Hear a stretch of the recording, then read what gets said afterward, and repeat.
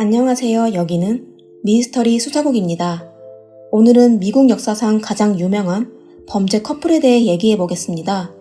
1920년 5월 6일 플로리다주 밀턴에서 태어난 마르타는 선천적으로 성질하는 아라, 어린 시절부터 과체중이었으며 그 영향으로 발육이 아주 빨랐습니다. 10살 나이에 이미 2차 성징이 시작되어 다 큰 처녀로 자랐습니다. 비만 때문에 마르타의 어린 시절은 매우 처참했습니다. 마르타는 학교에서 친구들에게 괴롭힘을 당한 걸로 모자라 집에서도 환영받지 못했습니다. 아버지는 1년 내내 술을 마시느라 집에 들어오질 않았고 그런 생활에 어머니는 불행하다고 느껴 항상 딸에게 화풀이를 했습니다. 마르타가 13살 때 강제로 관계를 맺으려 했던 오빠가 있었습니다. 두려움을 느낀 마르타는 어머니에게 이 사실을 알렸지만 어머니는 오히려 마르타의 탓을 하며 폭력을 가했습니다. 이렇게 불안정적인 성장 환경은 마르타를 극도로 열등하고 나약한 성격으로 만들었습니다. 간호학교를 졸업한 후 마르타는 지역 병원에서 괜찮은 직장을 구해 상처만 안겨준 집으로부터 독립할 계획만 세웠습니다. 하지만 병원은 비만이라는 이유로 채용을 거부했습니다. 직장을 구하지 못한 마르타는 장례식장에서 시신을 정리하는 일을 하게 됐습니다. 번듯해 보이는 직장은 아니지만 이 일은 마르타에게 안정감을 주었습니다. 하지만 마르타의 오빠와 어머니는 그녀를 잘 살게 할 생각이 없었습니다.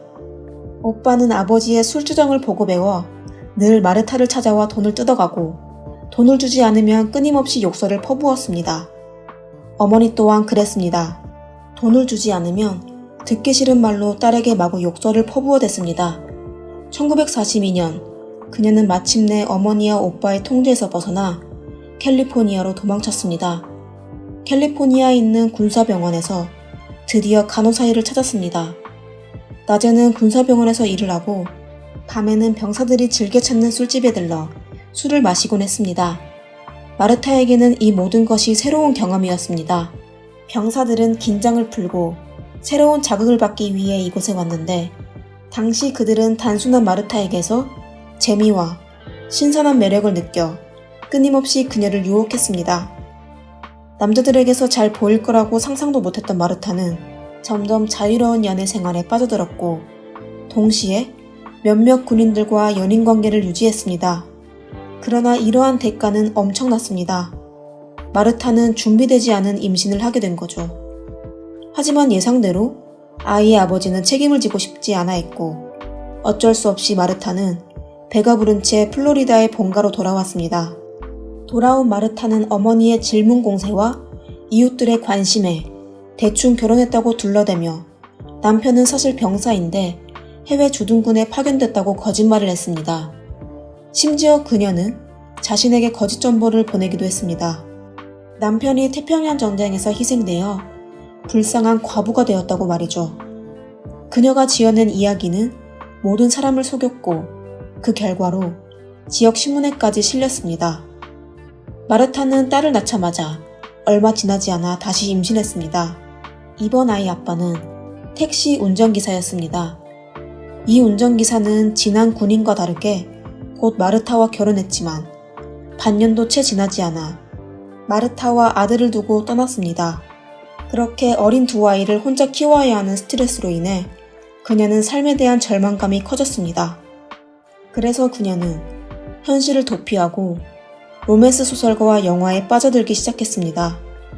자신이 영화 속 여주인공이라는 환상을 갖고 진정한 사랑이 갑자기 나타나 그녀를 구하고 그녀를 사랑하고 그녀와 함께 행복하게 살아가는 것입니다.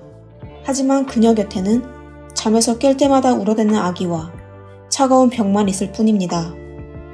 마르타는 외로운 마음 클럽의 구원 칼럼을 즐겨 읽었는데 그 당시 미국에서는 외로운 마음 클럽이 매우 유행했습니다. 요즘으로 치면 소개팅 어플 같은 역할을 했죠. 클럽은 매일 많은 구원 광고를 받아 지역 신문의 구원 칼럼에 게재했습니다. 관심 있는 사람은 직접 편지를 쓰거나 전화로 연락할 수 있었습니다. 1947년 마르타도 자신의 구애 광고를 냈고 얼마 지나지 않아 레이먼드 마르티네즈 페르난데스라는 남자의 편지를 받았습니다. 레이먼드는 1914년 12월 17일 하와이에서 태어났습니다. 부모는 스페인 사람입니다. 레이먼드는 18살 때 혼자 스페인으로 돌아가기로 결심했습니다. 그의 삼촌이 스페인에서 술집을 차렸기 때문에 그는 먼저 삼촌네 술집에 가서 일을 했습니다. 일을 시작한 레이먼드는 점차 스페인의 열정적인 라틴풍과 바 문화의 영향을 받아 매우 수탈하면서도 기품있게 변했고 그의 매혹적인 미소는 많은 여성들의 관심을 샀습니다. 그는 연애의 경험이 많다고 할 수 있습니다. 그래서 몇 년 사이에 무려 아이 넷을 낳았습니다. 하지만 레이먼드가 가족의 속박을 어떻게 견디겠습니까? 제2차 세계대전이 폭발했을 때 레이먼드는 가정으로부터 벗어날 수 있는 좋은 기회라고 생각하고 스페인 상선대 팀에 합류했습니다. 제2차 세계대전이 끝나자 미국은 돈 벌 기회가 많아졌고 레이먼드도 돌아가고 싶었습니다. 마침내 1945년 겨울 그는 미국으로 가는 배에 올랐습니다.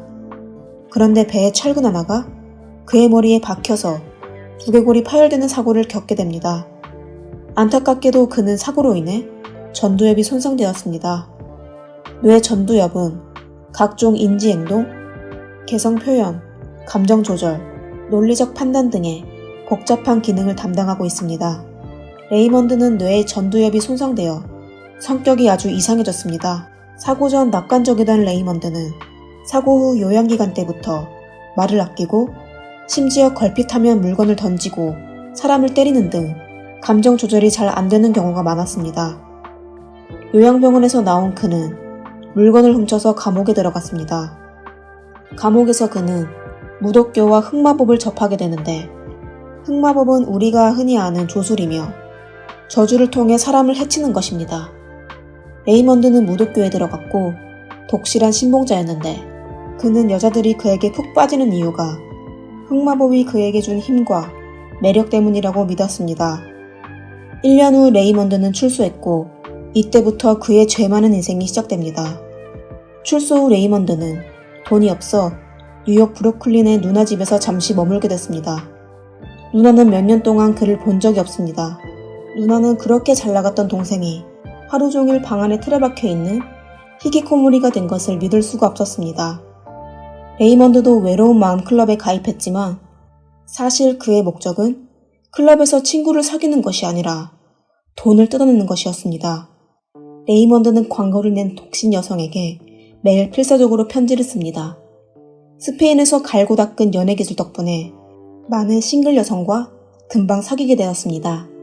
교제 시기가 무르익을 때쯤이면 그는 어김없이 사기를 치고 여자들과 잠자리를 하곤 사라집니다.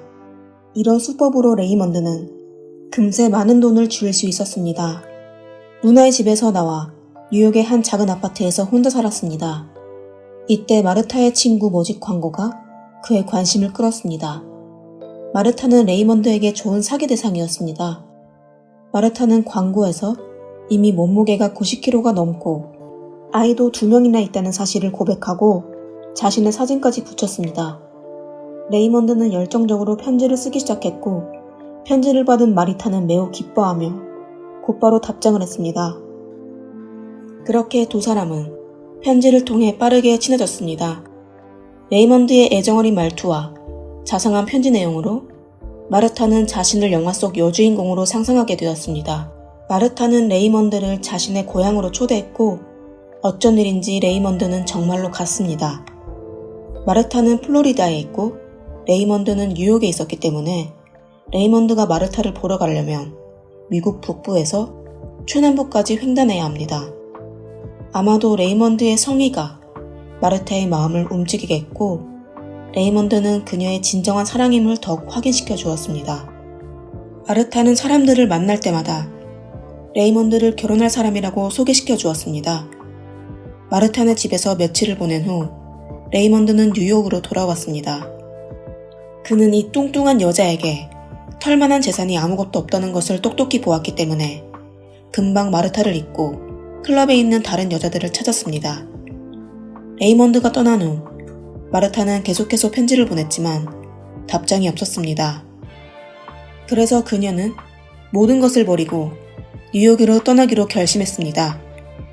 그는 재빨리 일을 그만두고 짐을 싸서 두 아이를 데리고 미국 전역을 가로질러 레이먼드의 뉴욕 아파트 입구에 도착했습니다.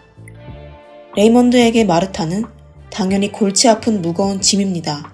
마르타 같은 짐이 생겨 레이먼드가 어떻게 다른 사람을 속일 수 있겠습니까? 하지만 마르타는 레이먼드에게 애원을 하며 며칠만 묵게 해주면 뭐든지 하겠다고 빌었습니다. 어쩔 수 없이 레이먼드는 그녀를 며칠 동안만 머물게 허락해줬습니다. 결국 레이먼드 집에서 묵게 된 마르타는 무엇이든 레이먼드를 따르고 어떤 무리한 요구도 들어주었습니다.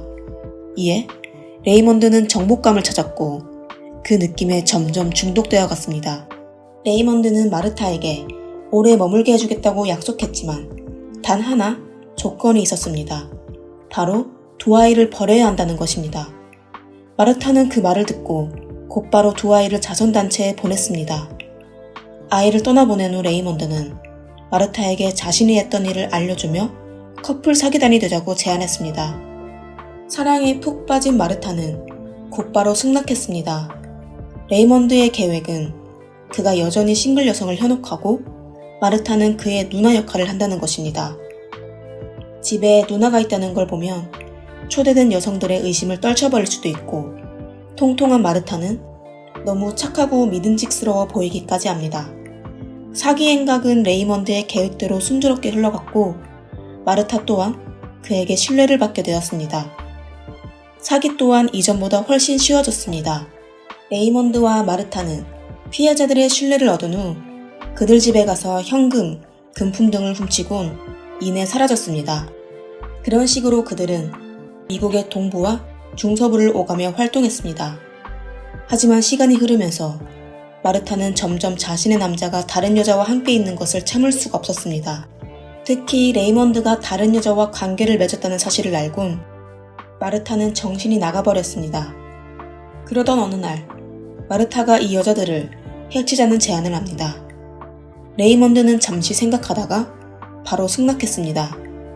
소개팅에 나온 많은 여성들은 혼자 살고 있었기 때문에 레이먼드는 그들을 숨지게 하면 쉽게 유언장을 유지할 수 있고 그들의 집을 합법적으로 상속받을 수 있다고 생각해서였죠. 이렇게 사기는 고의적인 상해로 변했습니다. 1949년에 두 사람은 3건의 살인사건을 저질렀습니다.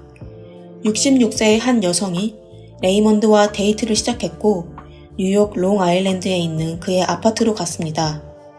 두 사람이 함께 있는 걸 마르타에게 들키자 화가 난 마르타는 그녀를 기절시켰고 곧이어 레이먼드는 그녀의 목숨을 끊었습니다.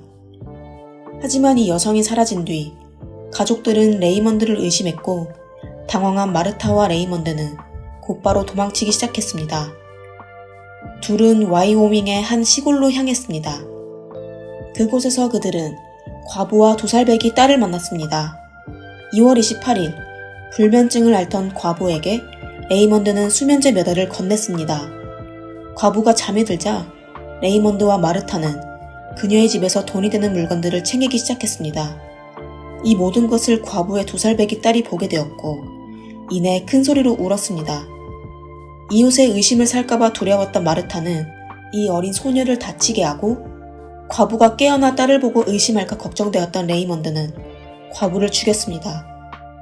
두 사람은 이후 어머니와 딸의 시체를 지하실에 묻은 뒤 며칠 더 과부의 집에서 지냈습니다. 요 며칠 과부 모녀가 외출하는 것을 못 본 이웃이 의심을 품고 경찰에 신고했습니다. 그리하여 1949년 3월 1일 마르타와 레이먼드는 체포되었습니다. 체포된 후 두 사람은 20명의 여성을 다치게 한 혐의로 기소되었습니다. 이들의 자백은 70쪽이 넘고 내용은 모두 번제 기록으로 두 사람의 운명이 긴밀하게 연결되어 있어 감정 때문인지 물질적 요구 때문인지 구분이 되지 않았습니다. 마르타와 레이먼드의 사건이 공개되자 언론들은 일제히 보도했습니다. 1951년 3월 8일 마르타와 레이먼드는 전기의자에 앉아 생을 마감하는 형벌을 받았습니다. 레이먼드는 세상을 떠나기 전 전기의자에 앉아 큰 소리로 "나는 마르타를 사랑한다. 이 사회의 백치가 어떻게 사랑이 무엇인지 알 수 있겠습니까? 라고 말했습니다. 마르타가 떠나기 전 언론에 보낸 한 구절은 내 이야기는 사랑 이야기, 사랑에 시달린 사람만이 나를 이해할 수 있습니다. 라고 말했습니다. 그렇다면 도대체 사랑이 무엇인지 함께 생각해 볼까요? 정답이 없는 질문이지만 사랑에 대한 답들의 공통점은 모든 것의 출발점이 아름답고 착하다는 것입니다. 그러나 마르타와 레이먼드의 사랑은 사기, 상처, 이기심을 바탕으로 합니다. 마르타는 레이먼드와 함께 있기 위해 자신의 아이를 버리고 자신의 원칙과 한계를 포기합니다. 마르타와 레이먼드가 함께 다른 사람들에게 상처를 주면서부터 이 사랑은 이미 변질되었습니다. 그들이 말하는 사랑은 편집 증정이 소유욕에 가깝고 단지 두 사람이 서로에게 의지하며 서로의 욕구를 채워주는 것에 불과합니다. 저는 진정한 사랑은 두 사람이 함께 밝은 미래를 향해 나가는 것이지 어둠을 향해 나가는 것이 아니라고 생각하는데요. 과연 여러분들은 어떻게 생각하시나요? 자, 오늘의 영상은 여기까지입니다. 재미있게 보셨다면 좋아요와 구독 눌러주세요. 다음 영상에서 뵙겠습니다. 감사합니다.